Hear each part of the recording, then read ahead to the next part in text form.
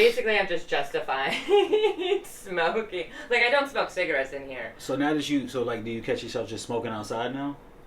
Yeah. Well, I have my routine, especially like if I'm not working or anything like that.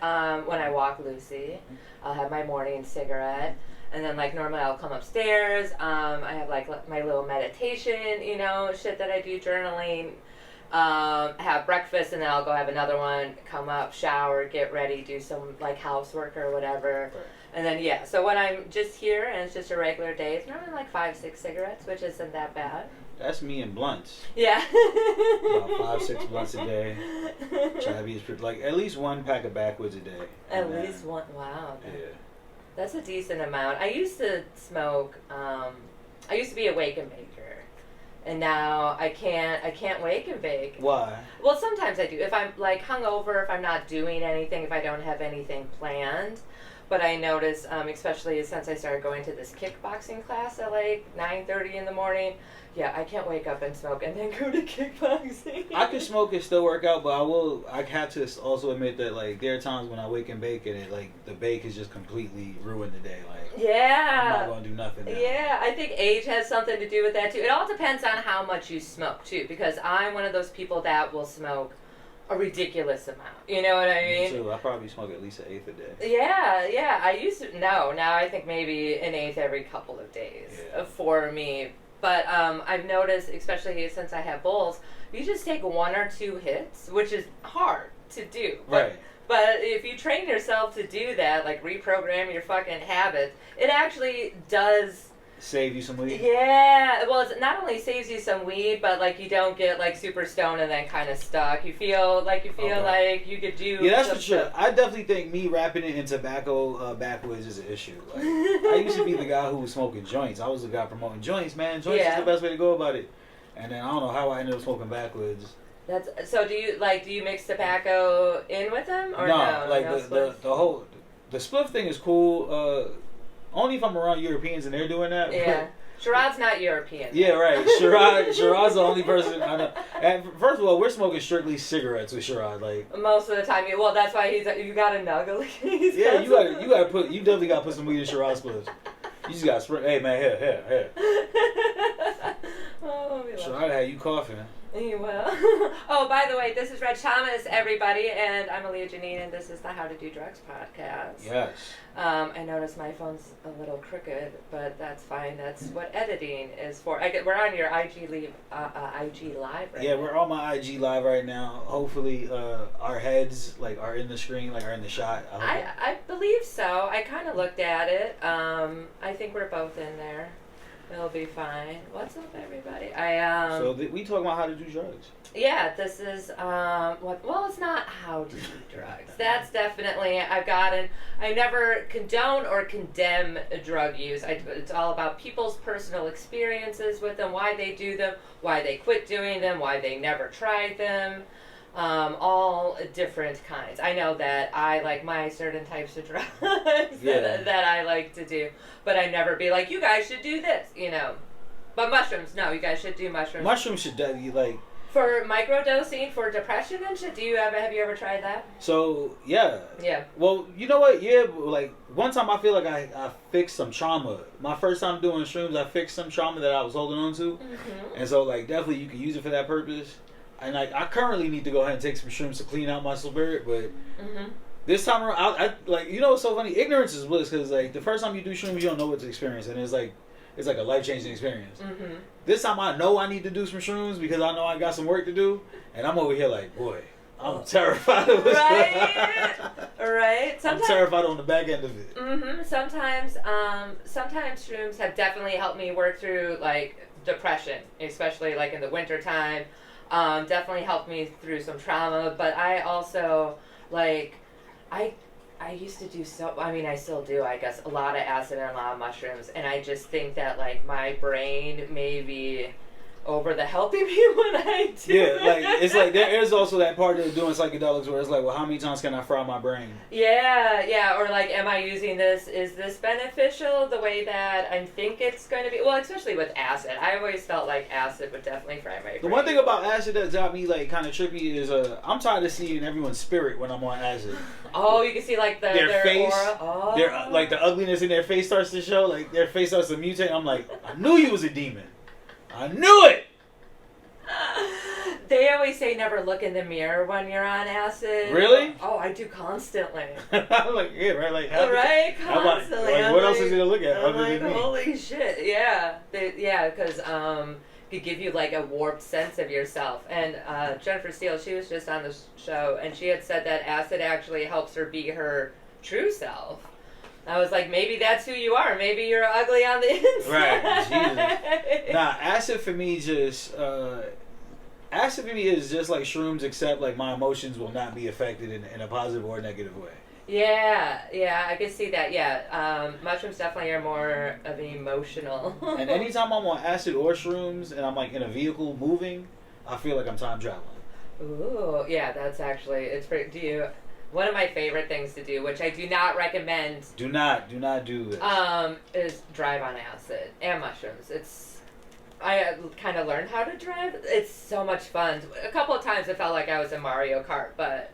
What is it like? I would imagine when I smoke weed and drive, I feel like I'm the best version of a driver. Like I'm so safe and secure. Well, yeah, because you're fucked up and you're like, I need to be the best driver ever.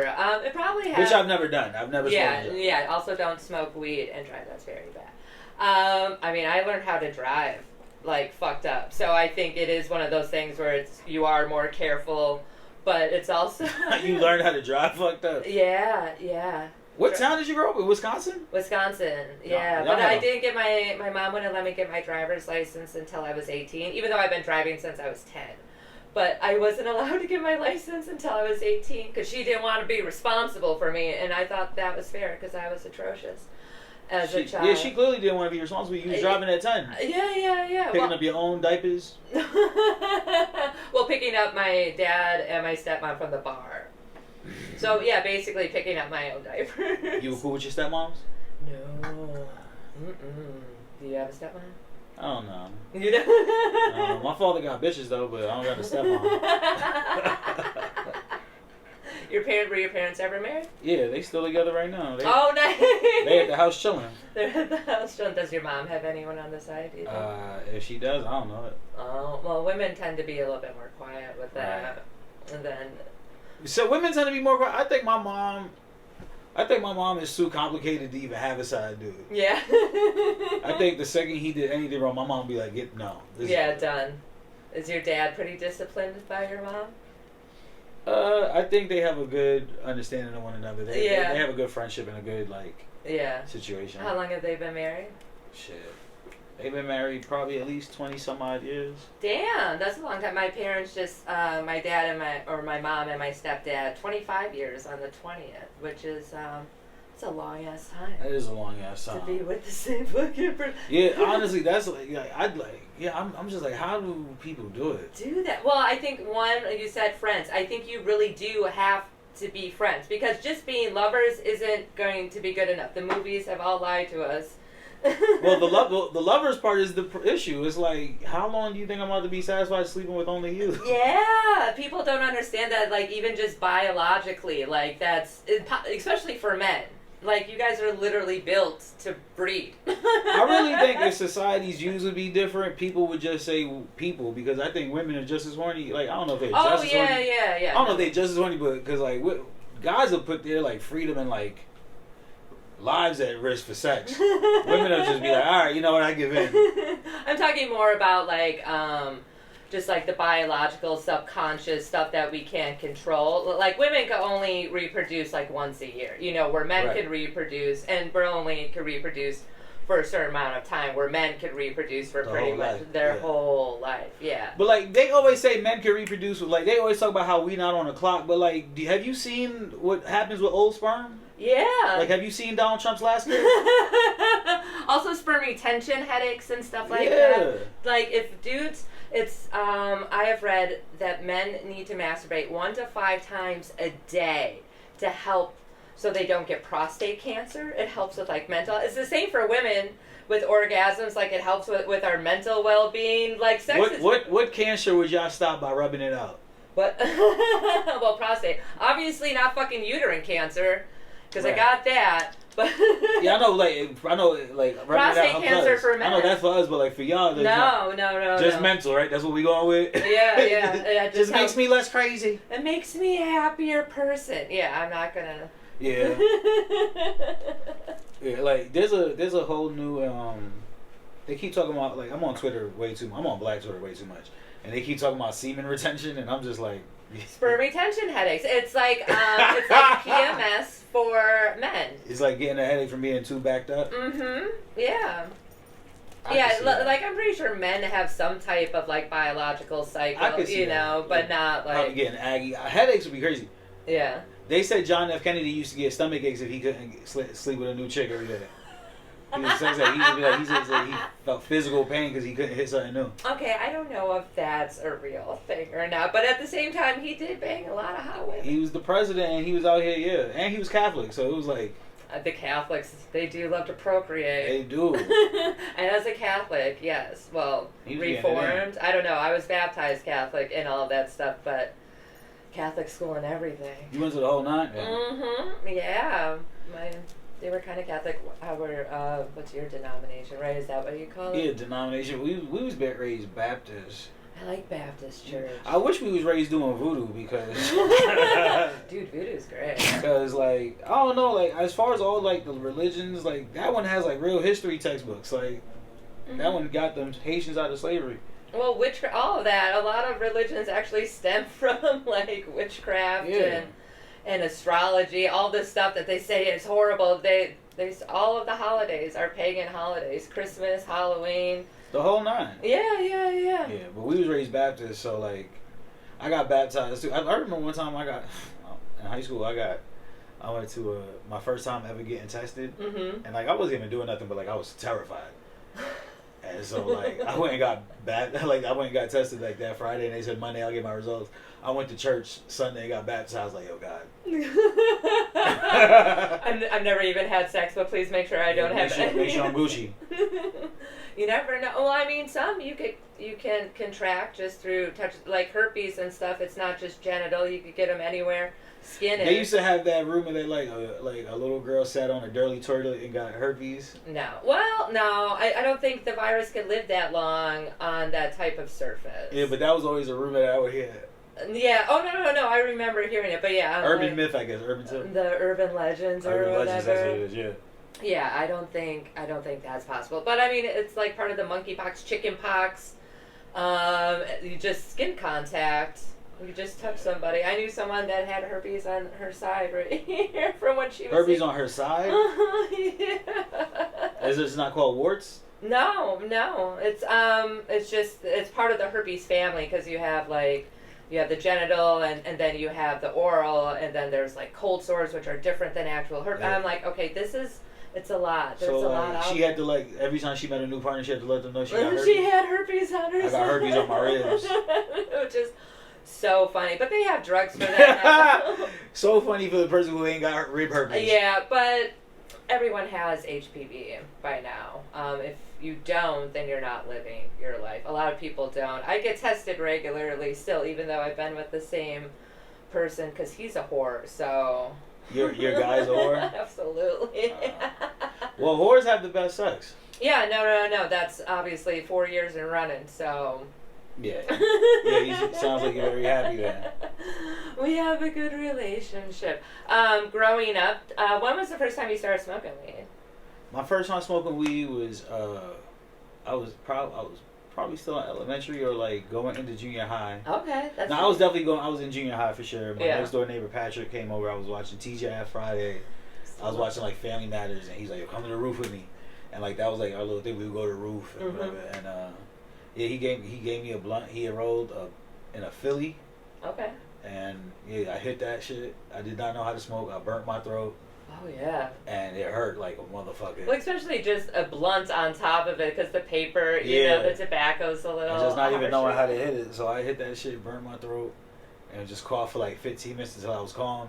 Went back downstairs and I was like, yo, there's no way my parents, because like, you know, like your first time smoking weed, you don't realize that your nostrils smell like weed, so you thinking everything smells like you weed. smell like weed. Your eyes like are so small, and my eyes got so red. Yeah, I was just like, oh shit. Like once you realize you high, you were terrified because you're like, I don't know how to hide this.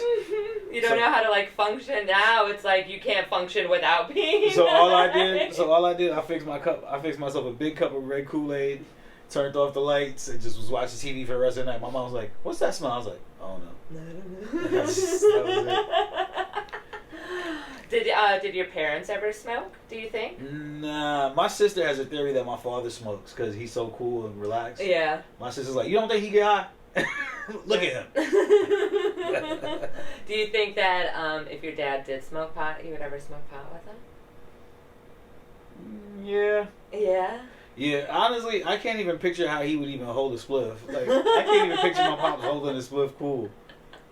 It is always like to see certain parents like that you would never. My parents, like I grew up. I could picture my mom hitting it. Yeah. Way before I could picture my pops. Like, and she do it cool, like hold it. Yeah, she right hit like a everything. cigarette. Yeah. My pops, he'd be like, so like, how do I? How do I? He would hold like this.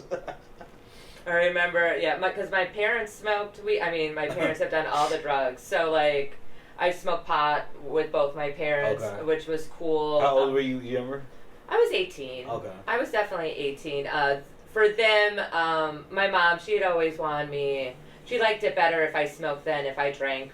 Just because it was safer, especially when you're kids. A bunch of fucking stoners aren't going to get into a car accident like 3 of the kids I went to school with did from drinking. You're not going to drink and drive much. Yeah, you're not going to die of a fucking, alcohol poisoning from, or, weed poisoning and stuff. So she always preferred it. And then for whatever reason, like, when you were a kid drinking, you don't understand you really don't understand that it's really important to buy the expensive alcohol because the cheap stuff is going to ruin you. Horrible. But when you're young and you're poor, like that Mad Dog, we used to buy Mad Dog 2020. We used to buy fucking Georgie vodka.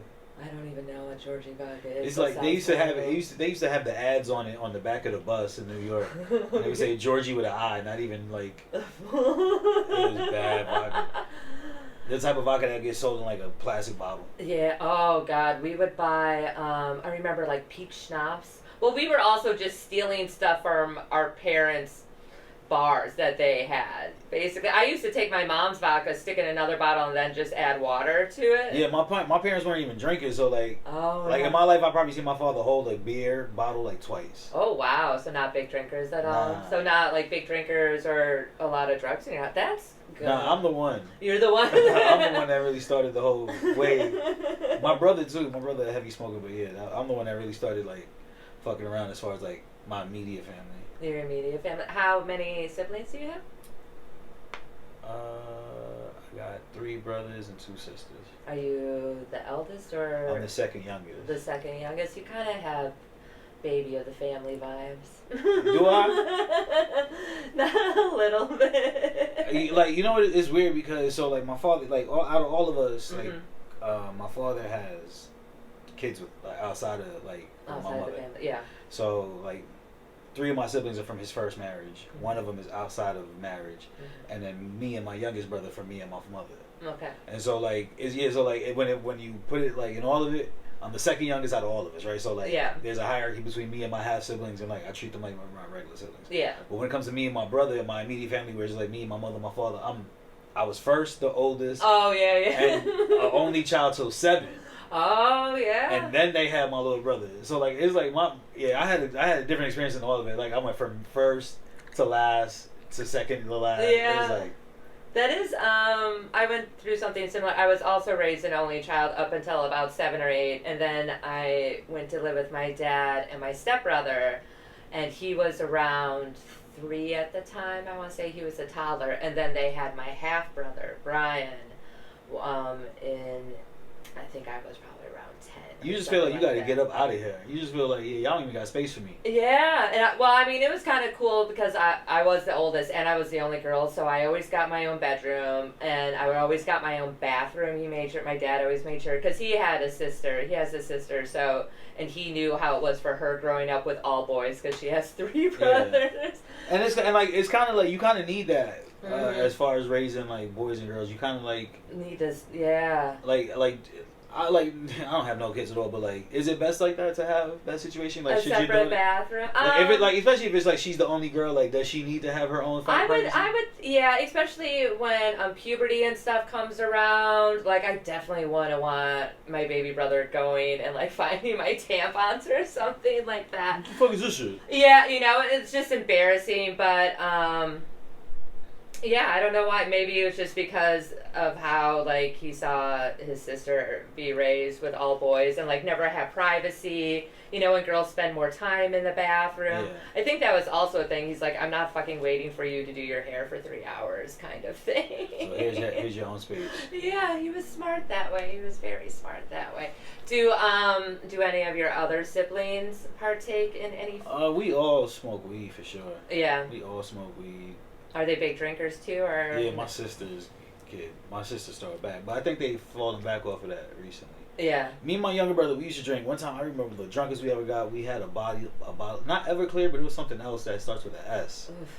And we got through like half of that together. And honestly, Well, we like that blacked out. 100 proof type fucking? Yeah. Oh god. Well, like the type of thing that like no matter how much juice you put in it, it tastes warm when you drink it. It like burns because it's basically rubbing Yeah. alcohol. We drunk one of those together, and that was a good time. That was so good. I remember waking up that next morning like our eyes were dried out. And I was like, oh, that's why you say you can't drink this straight. Yeah, because it will literally dry you out. Oh, we were talking about kids.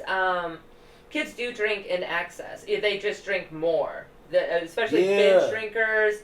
It's one because their brains aren't fully developed yet, and they're like, oh, we need to drink more. Also, because we probably think it's cool that we could drink this much, and like becoming an adult is a good thing because, like when I first bought a shaker, yeah, I learned that like the cap is just one pour of whatever, right? Mm-hmm. So like if like this is one shot of like tequila if you just use this cap, mm-hmm. and then I started making better cocktails. I was like, why was I always feeding into like right? Ones that actually taste good and and that like you could sip. I never understood for the longest time how people could just sip on a drink. I'm like, why aren't you slamming that? We got shots to do. Right. And then I realized shots is the problem. Shots is always. It's always the problem. I'll be fine, and then someone will be like, "You want a shot?" And then of course you say yes, and then you wonder why you're throwing up in the bathroom. And then like tequila just works so well. Tequila's so good. I remember for years I was a whiskey guy, and like what kind of whiskey? What's that brand I like? High West from Utah is a real good whiskey I like, and there was another one I gifted a couple comics after Christmas one time. But like whiskey, like rye or bourbon, mm-hmm. and I don't know, like I was like trying to get healthy. I was like, man, you gotta switch up your. I should just stop drinking. But then I realized that like tequila is just as good. Like and then I started drinking Reposado. I discovered Reposado tequila. I was like, oh, like this. It's better than just the Blanco because the Blanco would just burn you out too. Mm-hmm. Tequila, I guess, is the easiest for your body to digest. It's like one of the cleanest alcohols. Yeah. And that like What's the one that wrecks you? Whiskey, I would think. Whiskey, I get, 151 rum. I'm not allowed to drink in Milwaukee anymore. I'm banned from drinking that. Rum does it for me. Rum, I've woken up. I've woken up in places in rum. Right? Like, I've blacked out. I've gotten assault and battery tickets from drinking rum. Yeah, see? Who'd you fuck up? This dude... I was holding open a door for like a bunch of our friends. This was bar closed, and he just went full on and grabbed my tits. And at the time, I used to carry brass knuckles. Damn. And so I remember jumping on his back after he started running away after the first time.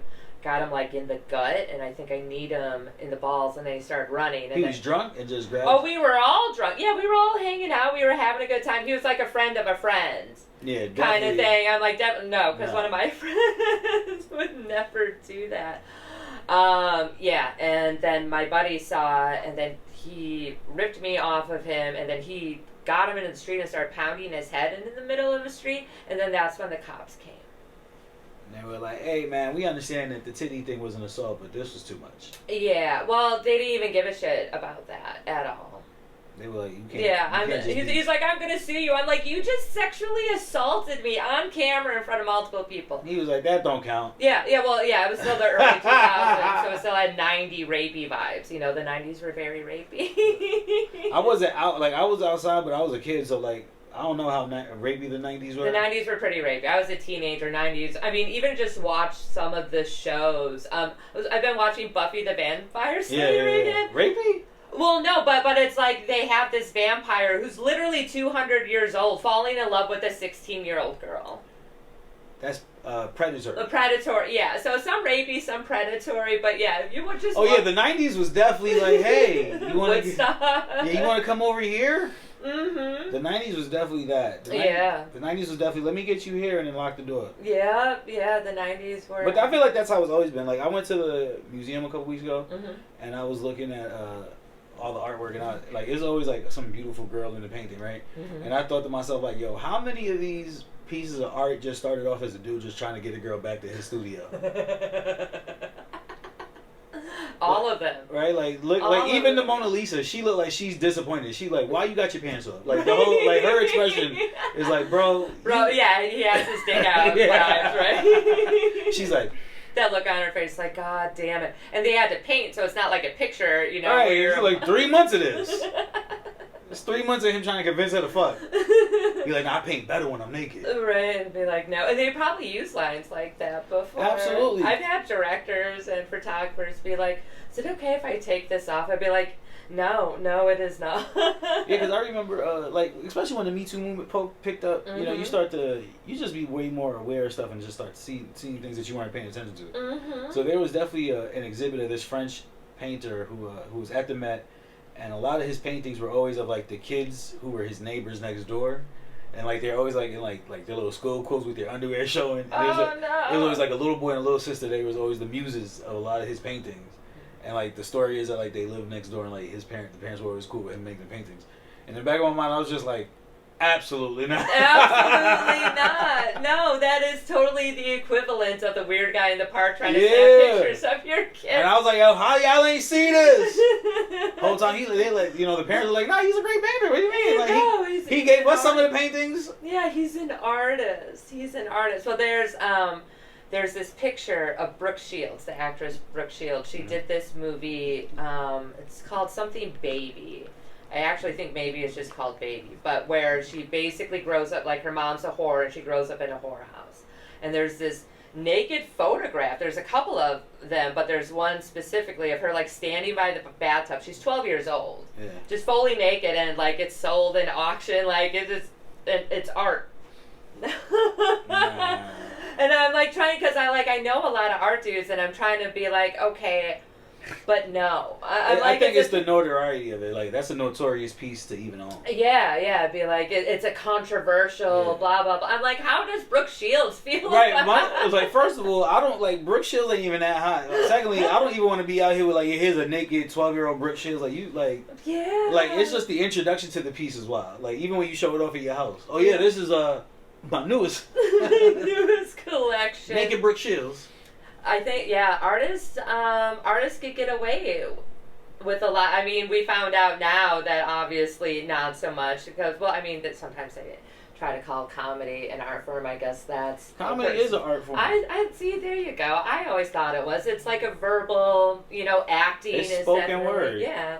Acting is definitely a different type of art form. But you look at a lot of those actors now who are getting in trouble for... You know, being creepy, super fucking creepy. There was some white boy who was in trouble. I think he was the Flash. He was like. I actually like him as an actor too, which fucking sucks. So it's like, because I love Kevin Spacey too. Kevin Spacey was always a phenomenal actor, and now I'm like, do I separate the art from the artist? Like, I don't know. Kevin Spacey was fucking the shit out of that little teenage boy at that point. Did he actually rape the little boy, or was he just hitting on him? I think he like put a move on that little kid, and he remembered it years later. Yeah, well now because people they're like, oh, we could talk about this Also, now. yo, my gaydar is so trash, bro. Like, I was like, Kevin Spacey was gay. Everyone, all my white friends looking at me like, you didn't know that. You can kind of, I don't know. Well, his personal life has always been really private, and I've never been one of those people to really get into celebrities. Like, I don't know half of my favorite actors and stuff. I don't even know their names. what does it look like when someone's giving gay vibes? Like gay vibes. What does it like? What do the gay vibes on a white guy look like? Because Kevin Spacey, I just thought he was sassy for sure. I mean, I guess now that like it came out, I'm like, oh, now I see. Because I have pretty good gaydar, but there's some dudes that are 100% straight, but are like very feminine. You know. Yeah. There's that one fucking show. It's a reality show. Fucking Duckett got me started watching it. Like the Chris Christie's. It's like this. Oh, Christy Knows Best. Oh yeah. He's definitely gay. Okay. Like, he's definitely gay. But he's like, and I'm like, is he not? Because I do know some feminine men that are straight. They're he's like, no. way too feminine. Okay, that's why I'm like. But they have so many kids, and I'm just like, I know every time he was just like, ugh. Maybe, right? Maybe it's like some people are gay, but they just don't be gay. Did you hear like he has a business partner who tried to expose him and said that they've been having a homosexual relationship for 20 years. Okay. I was like, see that now there it goes. Okay, well maybe he was a bad example. He got it compartmentalized. He's gotta go. Well, I mean, a long time ago that would happen. What were they called? Like beards or what? Yeah, I think they're called beards. The people, like gay people, will marry a straight person and then have like their actual gay partner just to protect whatever have families be like we're normal, but. But exactly like, that beards thing is like anytime I think of beards now I think of that just as like for like people in politics. Or like Edgar Hoover. I mean, he was never married, but he was definitely gay. Edgar J. Hoover, the guy who ran the FBI. He's super gay. Yeah, he never married, but he always had that dude with I forgot his name. That he always worked with. Yeah, like that's man. Like Luther Vandross, he gave. We still this day we still don't know who the white man who's living off of Luther Vandross. Right? Gave his money all to his boyfriend and his white boyfriend. I don't know who that guy was. I didn't even know he had a boyfriend. See, this is how much I don't pay attention. I do like Luther Vandross though. My gay cousin is in the white boys, and that's whatever. But we be roasting each other because he likes white boys. Yeah, he'll roast me. He's like one time he'll pull up like like sometimes you might have dated someone who wasn't the cutest back in the day. So like he'll always bring that up. And I'll be like, man, you be fucking white boys, and it's not to hurt them. So. It's not to hurt them. So you got your own issues. No, I have definitely Paul. When I was 17, he was 23. Red flag right there. You were 17. He was 23. Yeah. This was a guy you were dating. He was a plumber, and he was balding already up top, and he had a mullet. This was your boo? Yeah. How'd you find yourself here? Well, I dated his stepbrother until his stepbrother moved away. It was a small town. There was only so many options. And this was the family of people who were fuckable. And then I was like, all right, well, I guess this. I mean, he did give me my first orgasm. I mean, obviously. Damn. 23, I was 17. So. Damn, little bro. The stepbrother was trash. He actually was Sean. His name was Sean. So Sean or Paul, if you're listening to this. So 17 having your first orgasm, you had to feel like a real woman. Yeah, especially since it was like smoking pot for me, because I smoked pot a bunch and I didn't get high right away. It was like, obviously the first couple times you have, especially when you're like 16, you don't know what the fuck you're doing. At 23-year-olds, let me show you something. Yeah, I was like, oh, that's how you do it, thank you. Yeah, they never taught us that in Catholic school, surprisingly. Catholics, they were like, shh. We do not do that here. Yeah, I remember I almost got expelled from Catholic school in the 2nd grade for drawing a penis on a boy. Like on a textbook? No, well, what we were doing, it was like right around the holidays, like right before Thanksgiving, and so they That's had, about the time to do some wild shit. Right before a good right before Christmas. So they had like these big rolls of paper, and then we were doing outlines of ourselves or whatever, so we could like draw ourselves for our family, and then like they were going to put them up all over the school kind of thing. And so like we had a friend outline, so I outlined him, but I'm like, oh, he's a boy, he needs a penis. Obviously. And Sister Mary was like, absolutely not. Yeah. I also like used to tell the nuns that my mom smoked pot. Like, they did not like my family. I was only in that school because my mom worked at the hospital, and so she got a huge discount for me to go to that school. Okay. Yeah, because clearly you were... I was not meant to be a Catholic. They had to keep an extra eye on you. Did you ever try? When was the first time you tried acid or mushrooms? Was it in high school? No, the first time I tried psychedelics was definitely in my 30s. Oh wow, okay, a little bit older. No, wait. The first time I tried shrooms might have been 28. Okay. 28. But yeah, it was but acid was definitely in my 30s. It was I felt like I waited way too long. I was like, damn, you should have been open your mind, bro. Like, it's just like it was such a life-changing experience because I felt like it was something I was moving towards.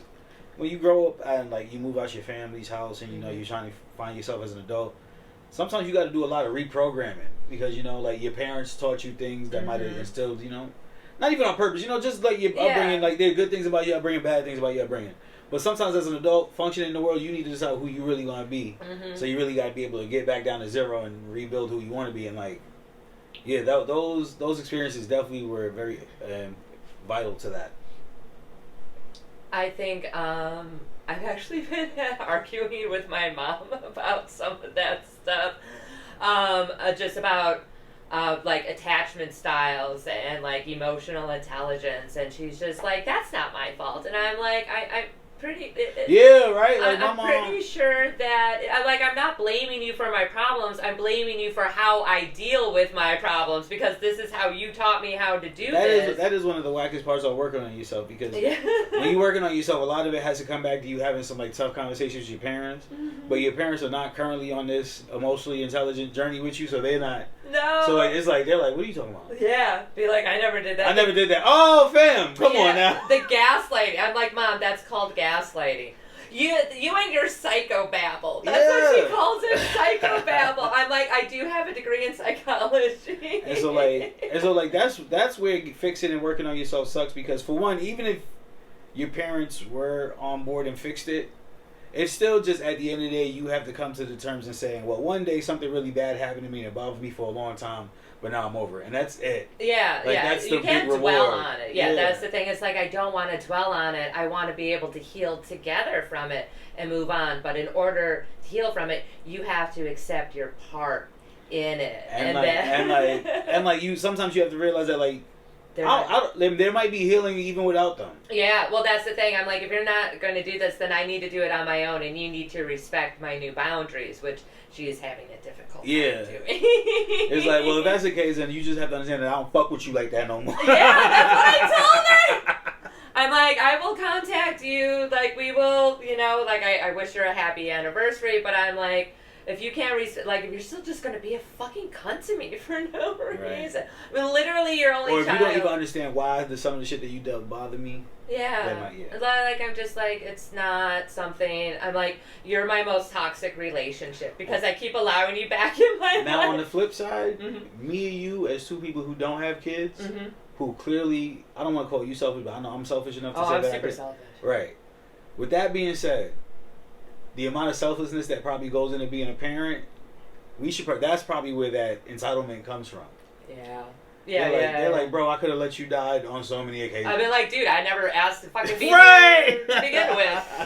I'm like, do you have any idea how many times I wish I was not? Now, look, this is my thing. That argument because I say the same thing, that argument is wild because it's like, so you really about to shit on life? Right? Be like, I'm like, what, a little bit, yeah. Like, you know all the fun things you've had during life? Yeah, all the fun moments? I mean, yeah, there's been fun times. Life can be fun, but for the most part, it's It's a real drag, dude. For the fact that like we have to work for money. Yeah. That conversation always leads me to asking, would you do it again? Like when you ask your parents, well, I didn't actually be here. Mm-hmm. You have to ask yourself, well, if I had the option to be born and go through all this all over again, or just never have, like, you can't even have a change. Like you don't even have the option of like changing anything. Oh no, I wouldn't be here. Absolutely fucking not. No. Really? Yeah, no. So only if you were able to change some things. Yeah, if I was able. I think. She's like, I probably still might not come back. Yeah, I'm like, well, it depends on the type of things I'm allowed to change. Like, if it's only one thing, then you get. Three. 3 is a lot. 3 is a lot. Yeah, I think that's a whole new universe. Yeah, right. That's a whole new. I would think probably just one thing. I think. What would it be?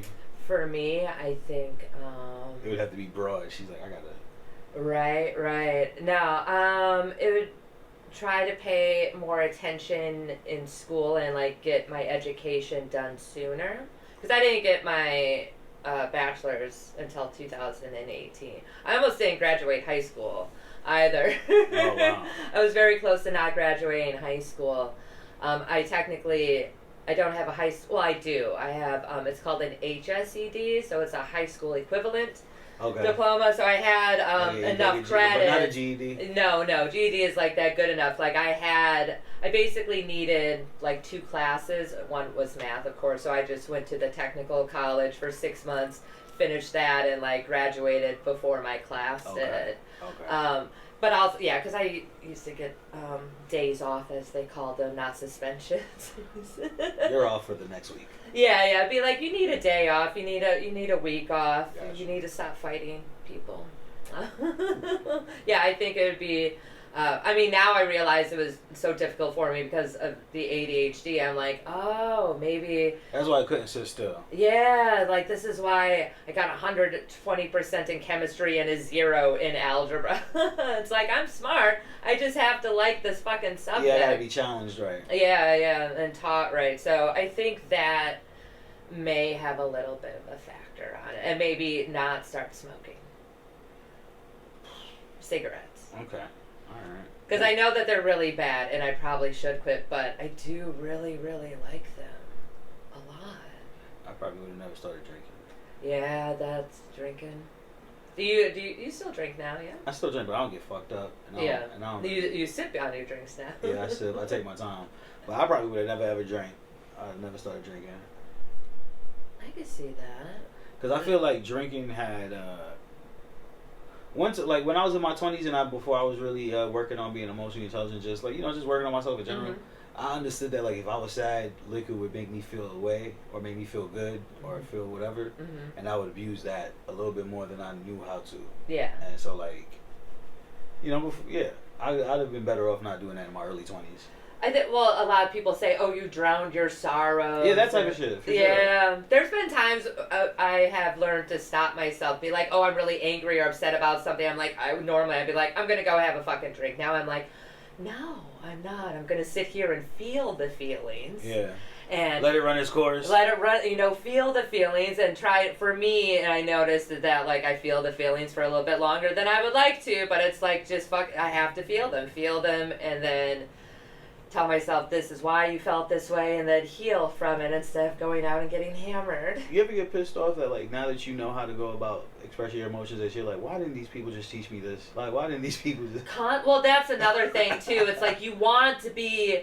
I had to tell my mom, it's like I have every right to be very angry at you, but I'm also trying to heal from this, but you're making it very fucking difficult for me not to want to pound your fucking head in. I'm like, that's the reason why I wasn't able, like, you didn't allow me to do it as a child, and you're still not allowing me to do it now, even though I'm telling you I need to do these things. Exactly. And you need to do these, because she's a boomer, obviously. That's what it's like. Yeah, exactly. Like, first of all, I feel like boomers and any immigrant parents all have that same mindset where it's just like, the kids just need to be put in a corner and handled for as long as possible until we can put some of these responsibilities on them. So it's like your immigrant parents are gonna shame you into being a good person. Like, don't embarrass us. Are your parents immigrant? Yeah. Yeah. Both from Haiti, so like they're both gonna shame you. Yeah. Like, don't embarrass us. Don't do nothing that would shame us. Mm-hmm. Don't do anything that would get us kicked out the country because we still waiting on papers.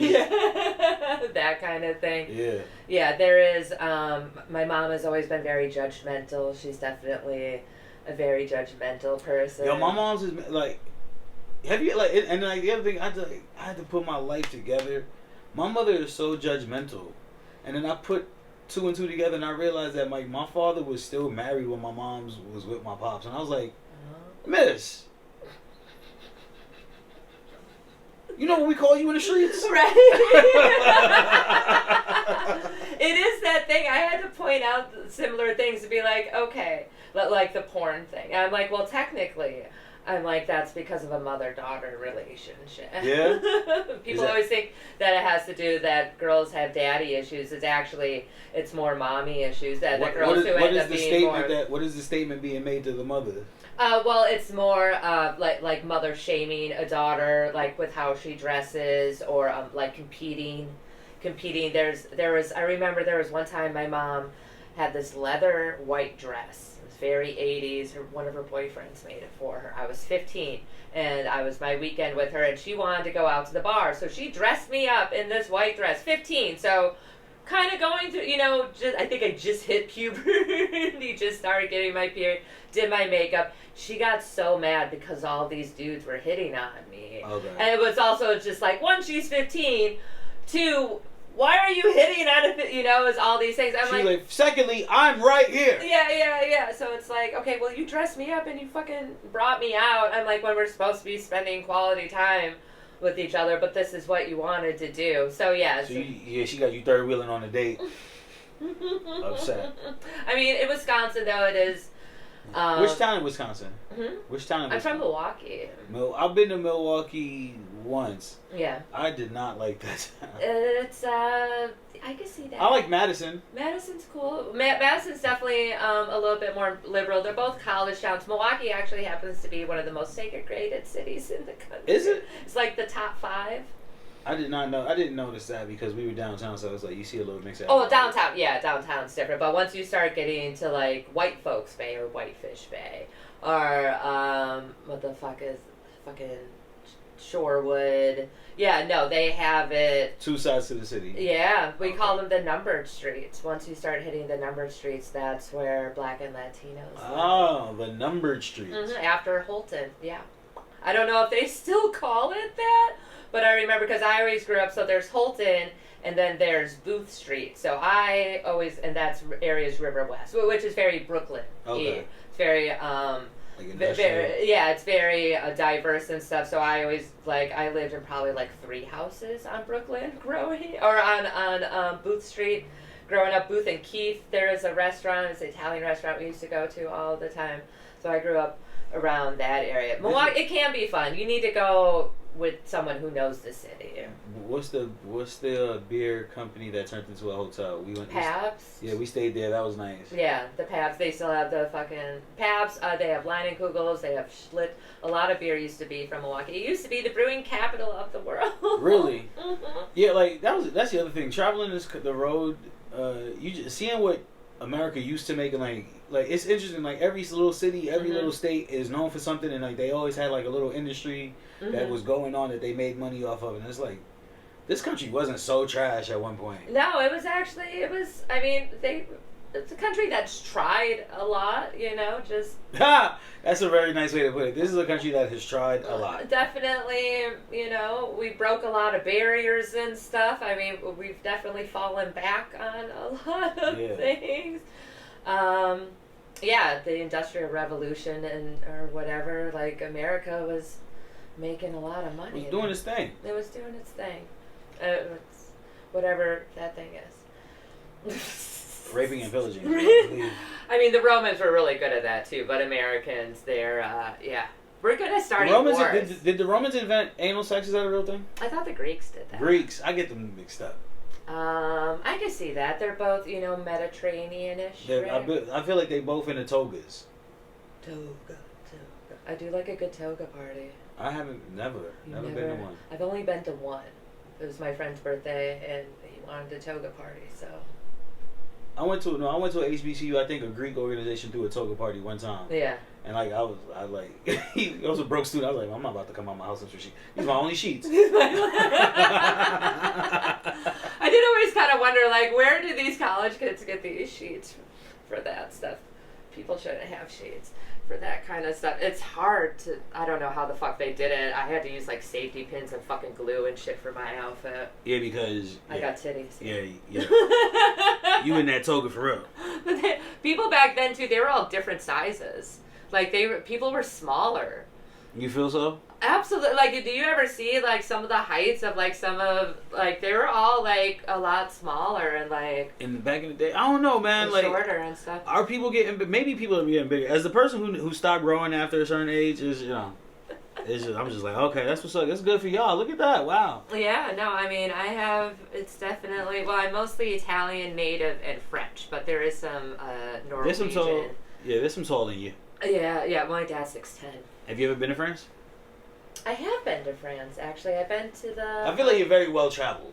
I've traveled to a couple of places. I actually just got my new passport. I'm going to Lima, Peru in March. I'm excited. Mm-hmm. I've been to Spain. I've been to the Canary Islands. Which country had the best drugs you ever tried? Well, Mexico. Yeah? Mexico is probably the only country that I actually really did any drugs in. Because when I was in Spain, I was on a photo shoot in the Canary Islands. I had some weed, but I was like paranoid. Because I'm like, I'm going to end up in even though when I was in Mexico, I fucking smuggled weed in my vag just to say I did it.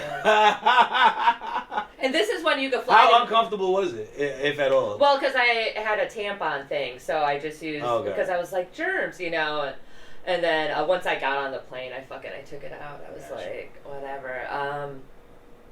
In Mexico, so when I lived in LA, we would drive down to Tijuana, and you could just get anything.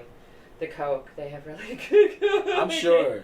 Well, you going to Peru? Peru might have some good Coke. I'm thinking about doing like the ayahuasca. You gotta like fast for like 3 days or something, right? Well, they say fast, but you also for like a month, like you're not allowed to like eat like meat. Processed foods, meat, sugars. You're not supposed to smoke. You're not supposed to drink. Are you disciplined with your diet? Huh? Are you disciplined with your diet? No, I eat whatever the fuck I want, whenever the fuck I want. I have a whole fucking basket full of candy there. I'm disgusting. I have addiction issues. Because I thought that I did, I called my friend. I'm like, oh, the ayahuasca? He's like, that was peyote. I was like, oops, I got. But they're like the same, like. It kind of, yeah. He's like, I'm like, aren't they? They just call them different. I'm like, okay, fine. I did a peyote. One is the Mexican version. One is like the Peru version. Yeah. I'm like, okay, or the South American version. So I was thinking about doing that. I'm like, I'll be able to not drink or. I could cut out sugar, but I'm like, the smoking cigarettes. I'm like, you have to give me one thing. You eat red meat still? I eat red meat maybe like once or twice a week. Yeah, see. Do you? Yeah, but like they say like you gotta like, cause from my understanding, if you don't do what they tell you for like, super sick. I heard it comes out both ends. I mean, it does that even if you. I heard if you stick to the diet, it won't. Oh really? No, I've heard. I do not want that a part of it.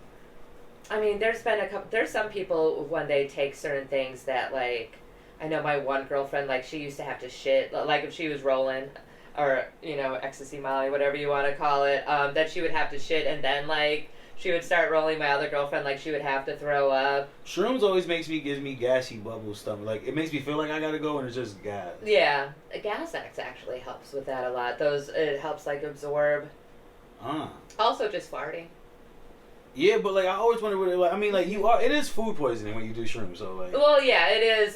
You are putting a toxin in your body. So it's so like maybe there's a reason for all that. Your body. Yeah, I mean I've definitely gotten alcohol poisoning, a bunch. What? A couple. Yeah, I've never learned. How? You never got an alcohol when you. When do you have how do you know you got alcohol? The couple of times that I have acquired alcohol poisoning is where, like, the next day, like, I'll drink a glass of water and throw up. Like, I can't keep anything down. I'm basically just throwing up fucking, like, stomach acid. You're super, like, your head It's like it's almost like a migraine. You can't even get up. Like there was, God, this is actually a couple of weeks ago, which is embarrassing. Because I haven't had alcohol poisoning in a while, but I couldn't even get up to walk Lucy. Like, I was still, like, drunk. So what I do is waking up drunk is one of the worst feelings. Oh, it's so bad. Like, what I'll do is I'll just keep drinking water and keep throwing it up until I'm able to keep water down, basically. That's rough. Yeah, it's definitely too rough. Waking up drunk is terrible. You're just like, oh my God, I think I'm dying. Because it's not fun. Nah, not at all. Because when you went to bed, you were having fun, and you're like, it's a different, like, I remember eating an edible, going to bed, waking up kind of high, and be like, okay, this isn't too bad. There's nothing wacker than going out, getting faded, and, like, going home to no sex. It's like, what was the point of this? What was the point of any of this? Of any of this. Why did I buy all those drinks? Just to be here. Just to be here. See, that's why I don't most of the time I get free drinks anyway, just from the bartenders. But I don't really let dudes buy me drinks for that reason specifically. I'm like, oh, you think you're going to get some booty? Absolutely not. That's the social contract. If I buy you enough of these, maybe. Maybe. And I'm out here, I'm swinging for a maybe. Yeah. I just want a maybe. Maybe solid, though. Maybe it make you feel lively. Can we switch the conversation on one thing real quick? Yeah, absolutely. You have African friends? Yeah. Have you? Oh, wait, you mean like from or Africa. black people? From Africa. I'm assuming maybe. I don't know. Actually, I'm like... I dated a Nigerian prince when I lived in LA. You dated a Nigerian guy? Mm-hmm. So you've eaten Nigerian food. Did he ever have you try something called okra soup? No, but I do like okras. I don't know what's going on with my social media, but like every time I'm on Instagram recently, it always shows me just nothing but Nigerian food, and I'm not even looking. I'm not even remotely checking. Did you like one thing about Nigerian I don't food? know. I do not know. But now it's to a point where I've just seen this okra soup so much that you want to try. I'm like somebody, like to the point where I'll just talk to anyone about it.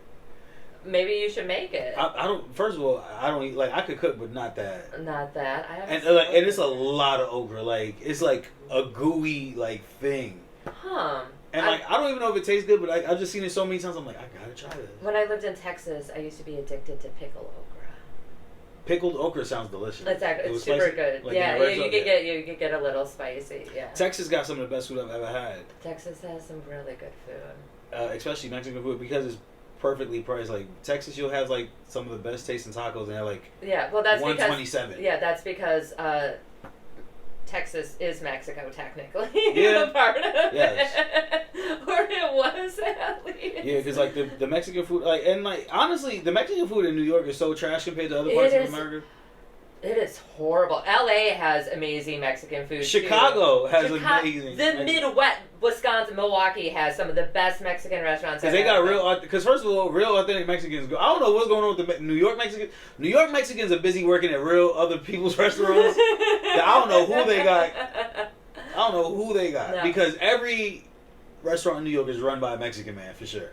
There's actually a really good place I just started ordering from that's in Harlem. It's called Reg Taco, and they have burrito tacos. Huh? Is it the burrito tacos? Yeah, the kind where you dip in. Yeah. They have a truck.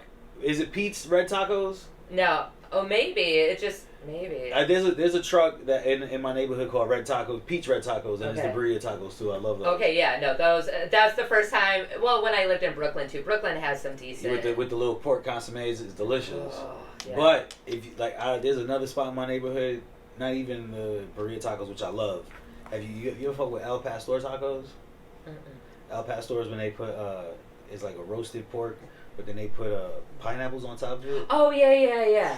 Oh, the pineapple. Oh yeah. I had I used to when I first moved to Brooklyn. I can't remember the name of the restaurant, but for a month straight I kept ordering. It was the tostada that had the pork and pineapple on it. It's like a game changer for me. And like the one in my neighborhood, it's spicy. I'm like, man, this is good. I'm like, y'all not even trying to make sure white people get this because it's so spicy. I'm like, this is delicious. Yeah, but white people, I can only handle so much spice. Yeah.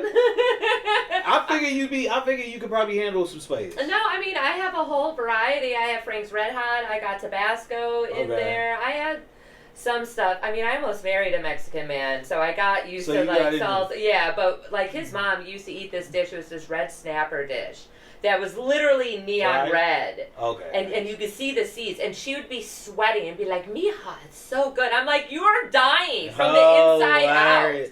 I think she tried to psych you out. Well, no, I would smell it, and it would burn my nose, like with house. It would Singe your take, nose hairs. it's like she would take an hour to eat it. She's like, "It's so good, Mija." I'm like, "Fuck up!" No one wanted to touch it. The woman was insane. All right, where can people find you on social media? Find me Reg Thomas on Instagram, Reg Thomas 718 on Twitter, and Reg Thomas on Facebook. YouTube Reg Thomas. You know, you gotta promote your YouTube because people watch your videos. People do watch your videos. Well, people watch my videos somewhere else. People watch all your videos. You know, all the Aaliyah Janine contact all over the internet. I actually took over my Pornhub page and started putting comedy clips on How's that going? Oh, they do not like it. Yeah? Oh, no. I mean, it gives me, like, this warm, like, fuzzy feeling. It's so funny. Some of them do, some of them don't. But best complimentary comment so far. I had one dude tell me, he's like, "Oh, you're really funny. You should be a comedian."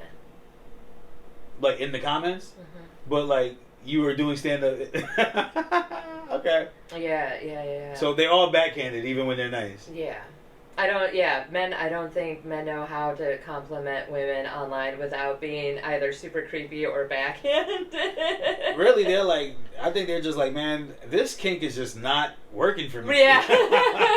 Be like, does a titty come out sometimes? When do I come? At the punchline? This is going to be some weird timing.